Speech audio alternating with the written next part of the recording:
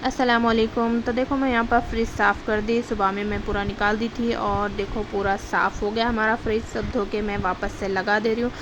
और देखो यहाँ पर जो मैं अदरक लहसुन पीस के रखी थी वो भी मैं इसमें रख दे रही हूँ। और फ्रिज साफ़ करने के बाद फ्रिज में एक शाइन आ जाती है माशाल्लाह से।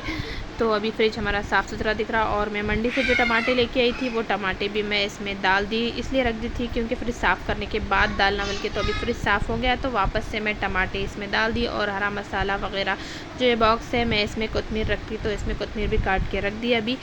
और